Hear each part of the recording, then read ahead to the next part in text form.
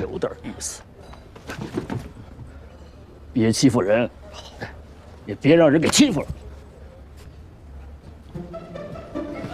阿姨慢走，慢走。嘿嘿，哎，诸位客官，若是喜欢我们冉思会做的这个叶子牌荷包，现在便可以下订单，前50人半价。桑长史身上那款工艺复杂，可能现在没有这么多，只有30只，先到先得。我来，我跟你说，想要的话到我这儿来签单啊！哎，你是不是在厉鬼爷啊？是啊，是啊。我们本来就在这儿卖荷包的，谁知道你会来？更没料到你阿爷会来呀。那你过几日你可以跟你阿爷说，你不想做这个名誉会长了，那就和我们没有关系了。那不行，这官儿爷当上了还能还给你怎样？可是做我们的名誉会长是要帮我们做事的。爷不能做事吗？那试试吧。作为名誉会长，可有我的好处啊！嘿呀，杨老三，当然有，来，我给你找，来。我想与季娘子赌上一场，谁若输了，便应对方一个条件。好啊。哎，十四，你是什么会长来着？名誉会长。难怪没人听你的，徒有其名，没有实权。该不会他从一开始就是在诓你吧？你看啊，你阿爷为何来得这么巧？这么巧，他们就是今日赌。我与你赌。季娘子，不如我们换一种玩法，一人3张，一起赌，这样快些。行，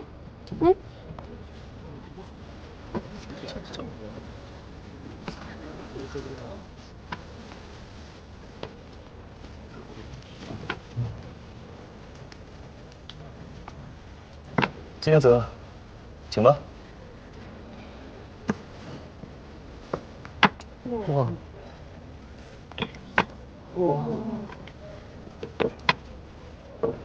这不小了。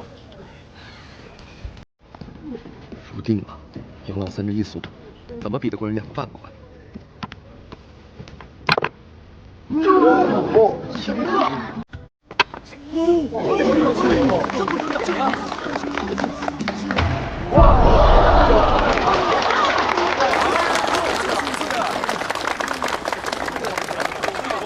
季娘子，我这牌可有问题？杨三郎君技高一筹啊，我认输。有什么要求尽管提吧。我想到季娘子家中好好拜访。你怎么老是想去我家？这件事情能如此顺利，还多亏了你们。我们，听说没有？那不对呀，益州点6只。来了个新的叶子牌主王，百战百胜，从来没有败过，打遍益州无敌手的国舅爷，我看跟他一比，简直是小巫见大巫，让肯定的呀！现在立刻马上到去见他。桑长史，国舅爷非逼着人跟他赌钱，不尽兴就不能离席，您可得主持公道呀！我去看看。做叶子牌荷包啊！我婉婉还有好几个人，我们熬了好几天才赶出来的。哦，用桑十四最喜欢的叶子牌，把他骗过来与你赌钱，再把桑长史引过来棍棒教子，让桑十四不得不被咱们按到头当做那个会长，环环相扣啊！厉害啊，高明。只有一点不明白，你真的是赌神吗？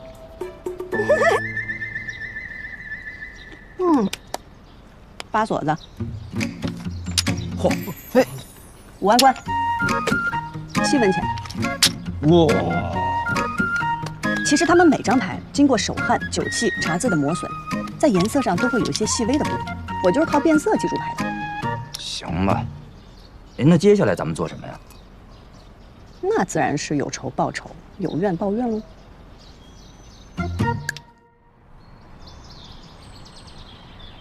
这个月只是灯油钱就这么多，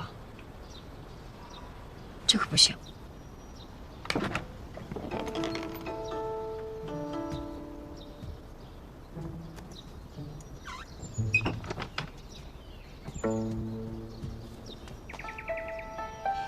省着点用，早点把钱还上，这样英英也不用那么累了。嘘，吓死我了！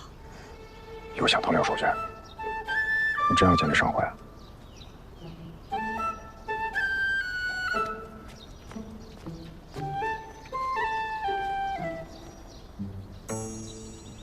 兄，这些年我一直在等一个时机。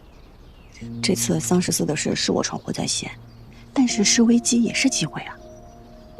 我如何不晓得这次得罪了花掌柜，日后他必会报复。但即便我们不惹他，他就不算计我们了吗？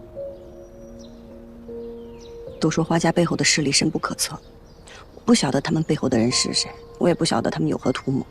但是做生意就像赌叶子牌，你若猜不到对方的底牌是什么，那只能让自己的底牌变得更强。所以，阿兄，求求。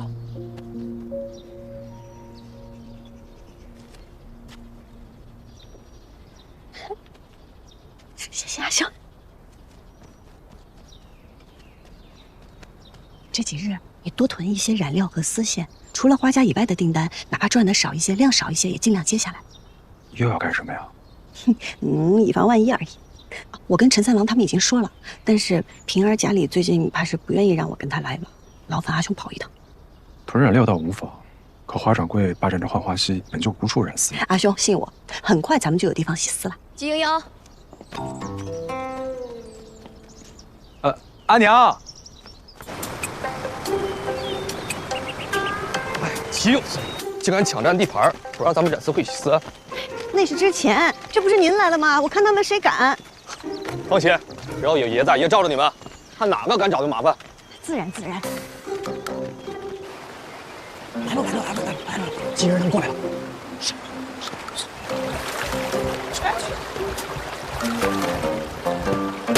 从今天起，不管是白天还是晚上，我们都要在这儿洗丝。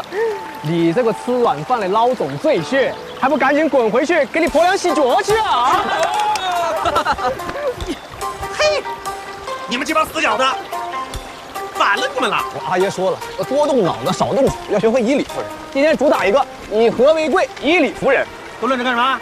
给我上！哎，等等，我告诉你一下，咱们从今儿个起是国舅爷罩着的，你动一下我们试试。我告诉你，在西上，我是这个国舅爷就是个屁，还国舅爷，给我打！你敢骂国舅爷？国舅爷，咱还以理服人吗？敢骂国舅爷？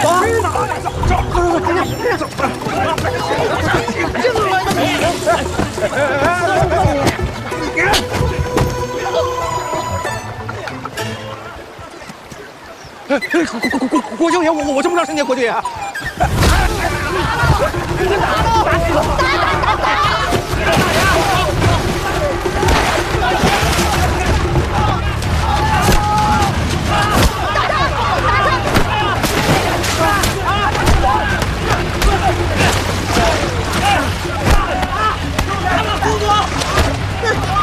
花小柔，你也有经验。就是他们在西边东闹事儿，走路动手！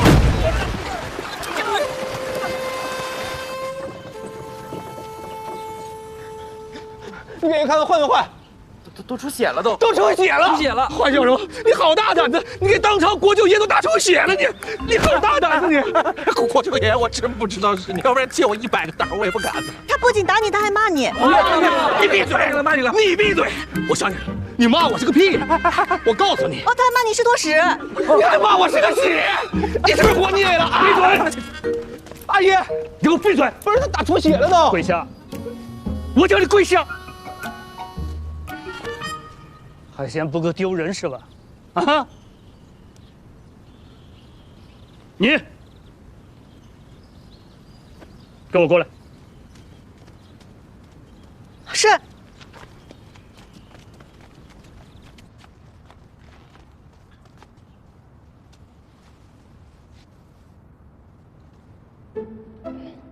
您是知道的，只有在浣花溪洗出来的丝织成的蜀锦，才能色泽艳丽，历久弥新，才是真正的蜀锦。多年以来，各大染户强行占地，向来民不举，官不究。如今西边的事儿被国舅爷挑了起来，这之后怕是被有心之人利用。娘娘在宫中正蒙圣宠，那些嫉妒之人若是在宫中找不着法子，定会从宫外下手。若圣上听闻娘娘的家人因为娘娘得宠而嚣张跋扈、寻衅滋事，那会如何看待娘娘？有心之人，不就在老夫面前吗？英英确有所图，但是正途。您可知是谁把国舅爷引到西边纵马的？看来您是知道了。你有何不同？我能教14郎君改邪归正，做一个顶天立地的好儿郎。就凭你，你有什么办法？想来我季家如今是何光景，英英是何为人，长史上次一见之后，想必已经调查清楚了吧？浣花溪辣娘子，本官就是看在你还有几分担当。说吧，你想怎样？这事儿是因为在浣花溪抢地盘引起的，牵扯蜀锦便格外敏感。可若这浣花溪本就属于大家，不允占地，那14郎君只不过就是去西边玩，打了个架罢了。你是说，只求长史能立新规，道明浣花溪各家共用，不允占地洗私。你觉得我立了，他们便会听吗？哪家在西边染丝占地的大户背后没有人呢？您立了是您的态度，他们不听是他们藐视律法。我立了，就代表你背后也有人了，他们至少可以不再敢赶你，对吧？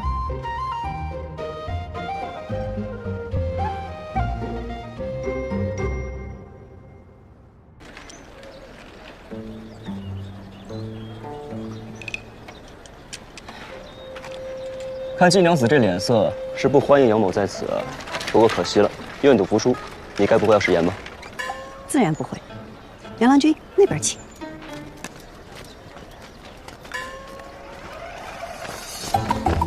借过，借过，借过！你跑哪儿？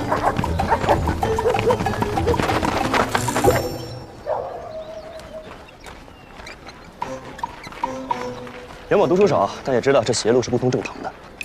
您有所不知，我季家的规矩是越尊贵的客人越要在僻静处招待。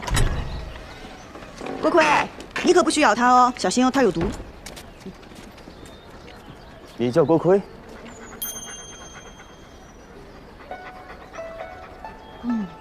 果然，狗也怕恶人。英英，阿兄，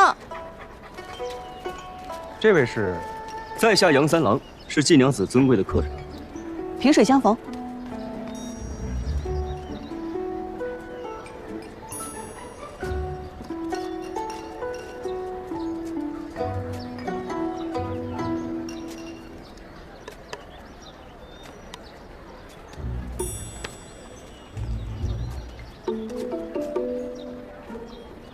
阿兄，阿娘在家吗？我一直在屋内支紧，不怎么去过前。不过按照往日而言，阿娘此刻应该出去才对。太好了。阿兄，给这杨三郎君倒碗水吧，他就喜欢喝咱们家的水。哦，好。哎，不急不急，杨某此番前来，并非是要讨水喝，而是为了拜访一位故人。故人？哪位故人？杨某记得季伯父当年斗锦夺魁，以一幅蜀红锦博得满场喝彩，我也被其风姿折服。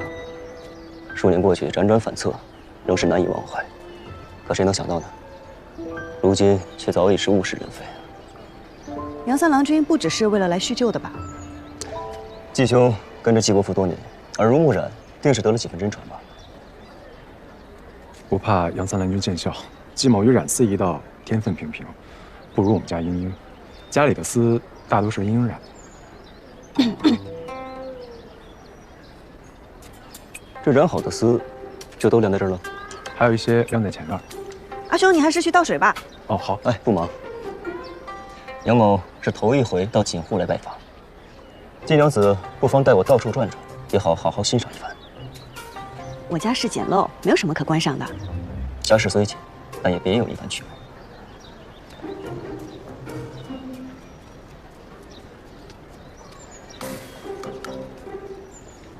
倒水。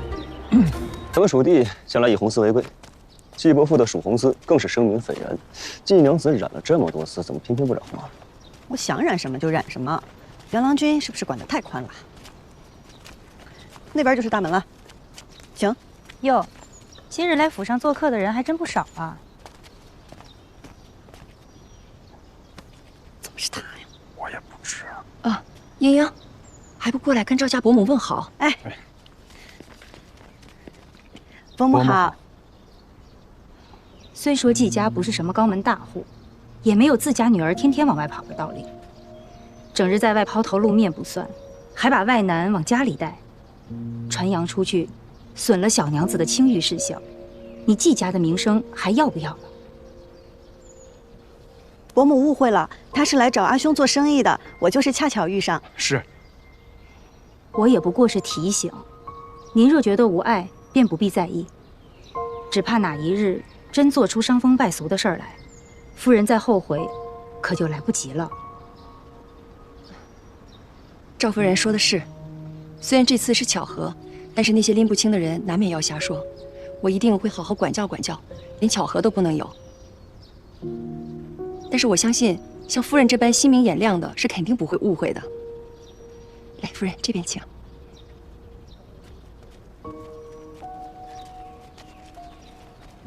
原来季娘子也会有温顺乖巧的时候啊。也让你进门了，泱泱也算履行承诺了。要不你还是去别家寻杯热茶喝吧。季夫人，晚辈告退。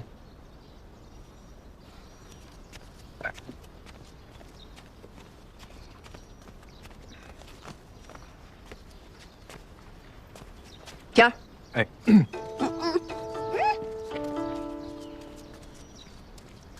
站住！阿娘，我错了。阿娘，你别过来！阿娘，别过来！季泱泱，季泱泱，季泱泱，你别跑！啊！你快过来！那个外男谁啊？阿娘，那是杨三郎君，他是来跟咱们家做生意的。做生意的，真的吗？你们是不是以为我不管事了就能骗我呀？就刚才他那身衣裳，一看就不是寻常人家，轮得到跟咱们家做生意吗？他是来打探蜀红丝。蜀红丝？又是蜀红丝。都这么多年过去了，这些人还不消停。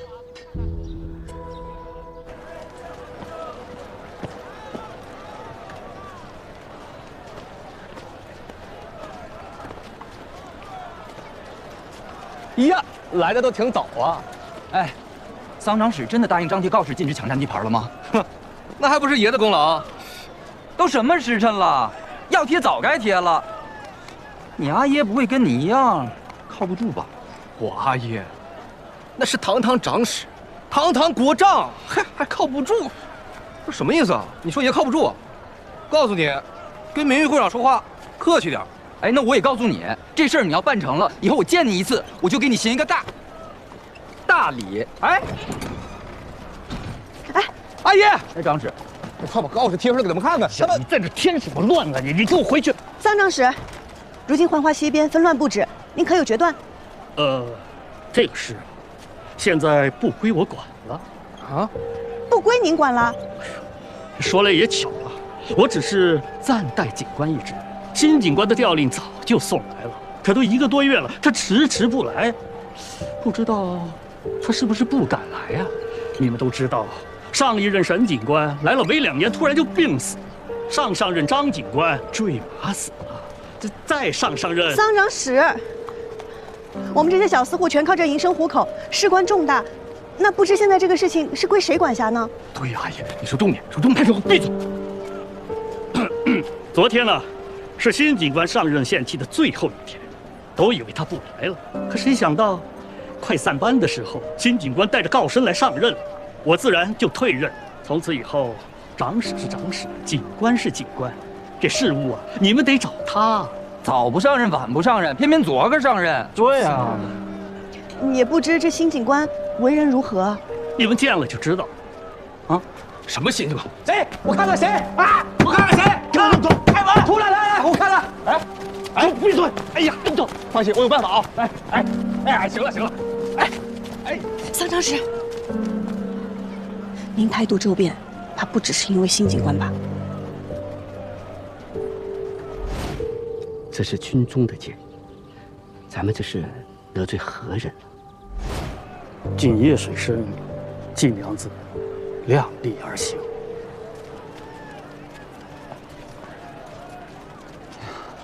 泱泱，这可怎么办呢？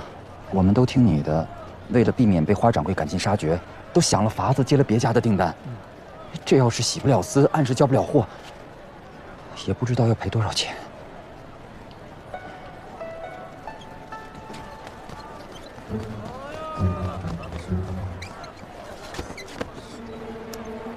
民女季莺莺求见新任警官，事关景业生死，还望容禀。民女季莺莺求见新任警官，事关景业生死，还望容禀。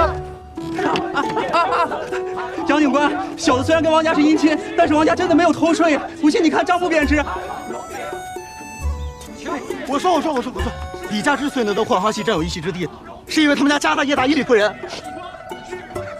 哎呦！锦绣阁的王掌柜每逢初一就跑到对面铺子偷放屁。赵家老太爷为了得酒，8年不洗脚。哎呦啊！哎呦！门口的人不见。我认为从今日起啊，本警官谁也不见，在最重要的时候出场才最有力度。换一批吧。就那个大胡子。是。事关景业生死，还望容禀。别喊了，咱们都喊多长时间了，还不给开？摆明了就是不想见我们嘛。你别太担心啊，既然都是一些大人物家的订单，他们肯定有心思的地方啊。我去找他们商量商量，看他们能不能借给我们用。花掌柜没来。什么意思？这件事上，你们说谁最与我们对立？花掌柜。可是今日他一个仆从都没有来探听，说明什么？说明什么？说什么？说明他已经知道今日结果，甚至大概已经堵死了我们所有的后路。花掌柜有这么厉害？他能在浣花溪称霸10数年，靠的绝不只是泼辣蛮横。我从未小瞧过他。哎呀，不好了，不好了，你家出事了！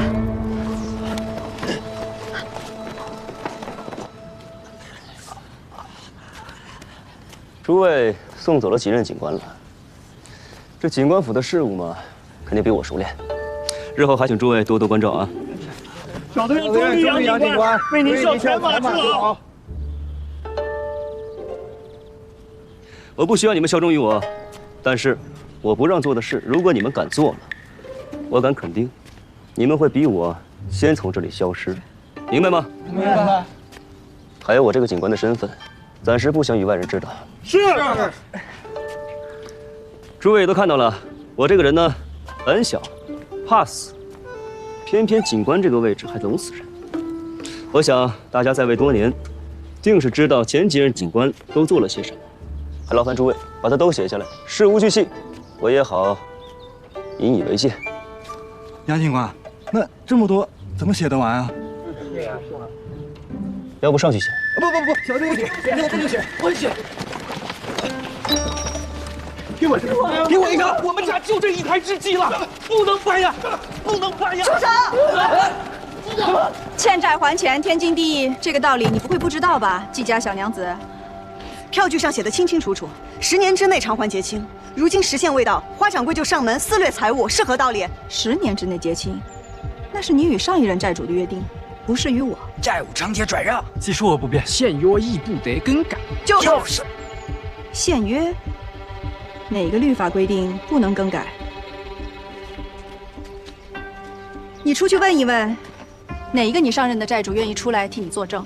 我在这等着。花掌柜既然这么说，怕是那些人早就被你说服了。就是。好，我们不提现约，说债务。我们未说不还，也并非没有还的能力。如今你直接闯进我家搬东西抵债，怕是不合规矩吧？那我们就来谈谈规矩。这是以往对西边抢地盘事件申诉的文书，这几本是几家大的染户每年上交来的账册，产量颇多，出司的种类繁多。繁多有问题吗？昔日锦王季归南京城所制，多年来染成了曙红丝一色，后辈更是追之莫及。蜀锦业任何技艺的专精都非一日之功，而现在几家大的染户，譬如花家，家中招牌丝线10余种。虽然说比不上曙红，但也是不合常理了。这百家争鸣，怎么就争到他一家去了？还有，这花家长久以来是靠欺压吞并小户来扩张的。当年季家因为季归南获罪，欠债无数，而现在那张欠条便在花掌柜手中。由此可以推断，季家便是花掌柜想要吞并的下一户。这大概也就是季娘子着急反击的原因。如果能在这件事情上帮他一把的话，或许能跟季家更进一步。我认为你们并无还债之能力，你们这些染坊平素里就靠我手上漏的单子过活。现在我懒得发这个善心了，你们接一些拼拼凑凑的单子，也没有地方洗私，挣不上钱不说，到了时日交不上货，还得双倍赔偿。与其等你们赔光了给别人还不上我，不如我今日上门来收账。实不相瞒，我今天就是让你们季家用资产抵债，资产不够，未来你还要做我的仆人，做工抵债才是。即便是资产抵债，那也是要先行告知，满期不还才执行。那好，那我就看看季小娘子这1个月内还不还得上钱。还上之前，我是不是可以按照原契约收取利息？你有钱还吗？那就搬吧。都不许搬！我看谁把他打！给我放下！你干嘛？怎么了？你们在这儿仗着人多，跟我玩撒泼的把戏？我可不是你原来那些旧债主，随随便便就打发了。即便是抵债，那用什么抵也是我说了算。桂叔，把染坊的生丝、染料全搬出来，给花掌柜抵债。娘子，都给了他们，咱们还怎么染丝？到时候交不了丝。那是我阿兄的知己，不能给。没什么不能给的，给他们吧。阿兄，我相信来日，我们定能够将他赎回。那好，那这1个月的利息我就先收下了。希望我下个月上门的时候，季娘子你已经凑足了钱，不然你们就等着当我的奴仆吧。花掌柜放心，不会让你得逞的。干嘛呢？哎，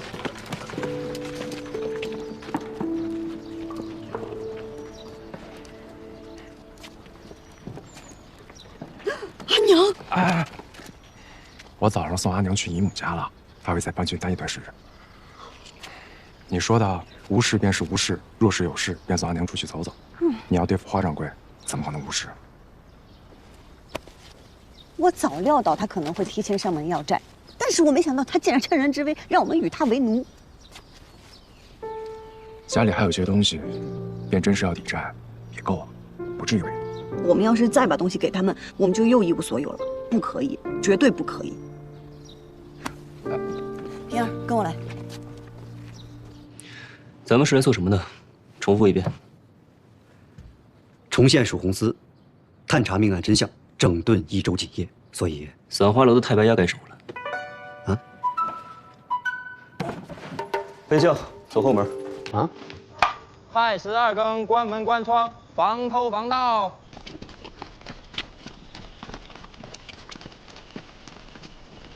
怎么样，像不像丧家的人？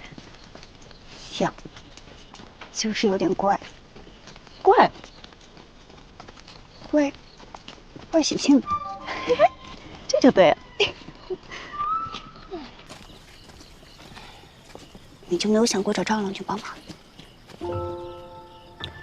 我喜欢他是因为他懂我、尊重我，他能令我欢喜，不是因为他能帮我。我阿爷在世时，所有人都对我笑脸相迎，但是我家里出事以后，却鲜少有人伸出援手。我便知道，人可以寻求和接受别人的帮助，但是不能只靠别人的帮助，只有自己才永远不会辜负自己。我们平儿当然不一样啦，她一定会找到一个可靠的如意郎君，可以信赖和依靠一个人，多幸福啊！只是我可能做不到，我只信我自己这双手。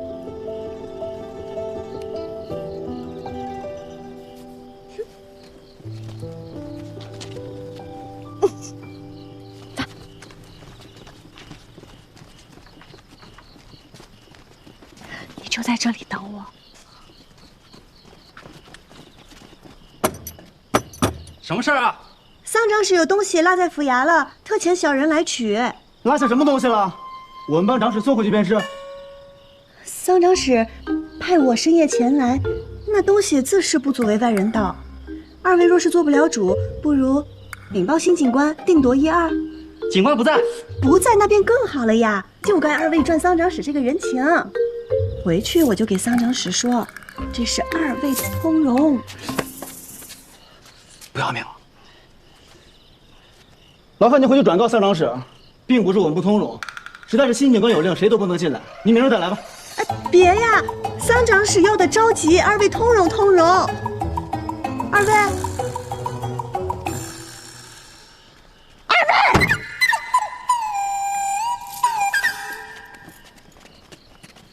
我今日本也没打算一定能进去，投石问路，也不算毫无收获。那些侍卫从来贪财怕事儿，刚刚我以乡长室的名义求见，我还塞了钱，都毫无效果，说明这个新警官要么对他们许以重礼，要么动以酷刑，绝非简单人物。那岂不是糟了？不简单，但有所求就能谈判，能交易。可是，警官敢管那些大让户？只要价格合适，这生意就有的做。咱们去后门的，走。哎，你这衣服像我，好想换衣服。这回爷就不信熏不出来他，这回爷就不信他熏不出来。30层。哎，这女人，季莹莹，你吓爷一跳。你也来了？你们在干什么？真如你所料，其他染户都不肯借地方给我们洗死。我去你家找你，你又不在，出来的时候正好碰到他。他说他有办法开我们监警官。爷可是翻墙出来帮你们的，怎么样？够意思吧？这就是你的法子。他不出来，爷就给他熏出来，怎么样？聪明吧？我告诉你，这个警官不简单，你别请就完都走。他再不简单能怎么着啊？还能打爷不成？他要是跟你阿爷告状呢？他跟我阿爷告状，告状，那可这法子真不行啊，真不行！你活呀你！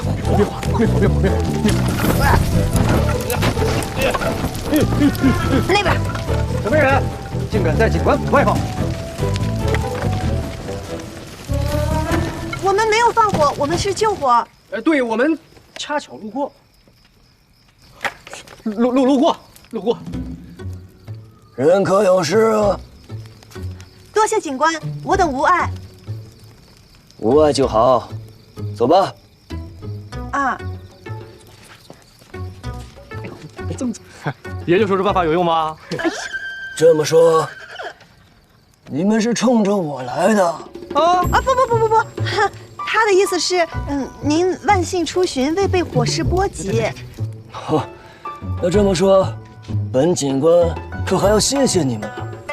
不，这是我们应该做的。呀，这儿有火没扑灭。哎，怎么回事？花眼了吗？怎么看见英英突然被轿子吞进去了？梁三郎。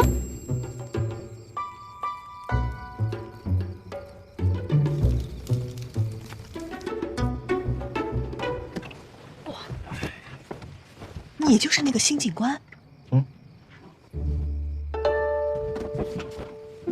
今年生丝造价几何？染制电青色需要几种染料？一匹团花锦。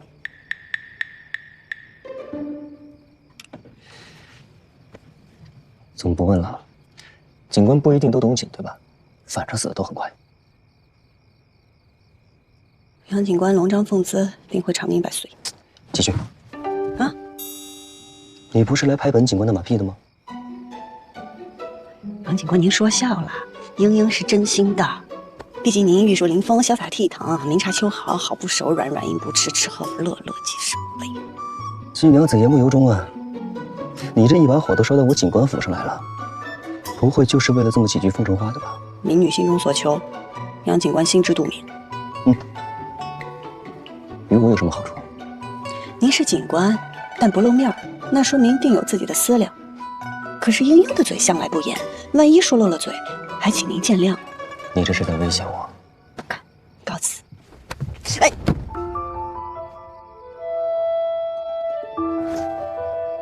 杨警官是想让我现在便喊出来？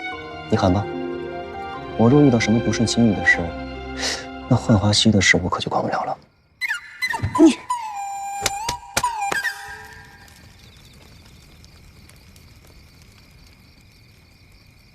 时间再久些，清白可就保不住了。外面那3个既然这么喜欢烟熏火燎的，把人给我带到溪边，让他们把那堆树枝给我烧完，烧不完不许走。我说的是里面那个。嗯。哦。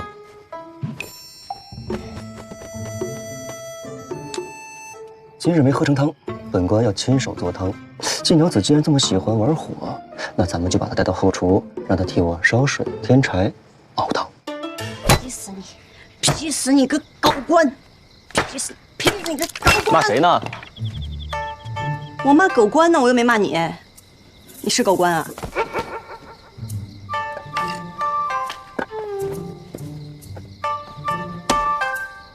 你看看你自己，好好的一个警官府，被你搞得是一片狼藉。蜀锦业也一片狼藉，也没见您管管呀。有钱赚的地方，就会有贪婪之人。这贪婪之人多了，自然就会一片狼藉。这不是一时一日便能整顿得好的。你只知道急着添柴，当然会把自己弄得一身狼狈啊。杨警官可听过“未经他人苦，莫劝他人善”？你若想走出困境，是该添柴猛火啊，还是该钻研真东西？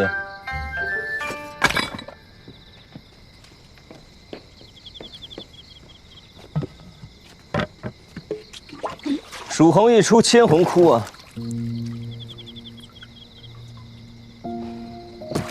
蜀红锦早随家父一同入土了。皇后有一件蜀红贡锦做的衣衫，无意间被损毁了。若是蜀红再现，重做衣衫，无论什么样的冤屈，或许都能够昭雪啊。民女听不懂杨警官在说什么。若是想问蜀红，季家早已染不出蜀红丝了。蜀红丝可以不在，但公道不能不在。这话好耳熟啊！您可知上一位警官是如何与民女说的？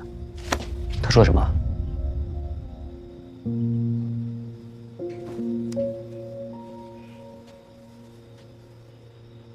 抱歉啊，他说什么了？他说：“民女只管过民女的太平日子，公道自有当官的去管。”那你也要有心啊！光靠他一个人，他能做什么？那便要杨警官前仆后继了。不如杨警官替我想想如何解决民女眼下的危机。在季娘子眼中，当真便只有眼下得失吗？放这么多柴怎么点火啊？行了，别做了，回去吧。告辞。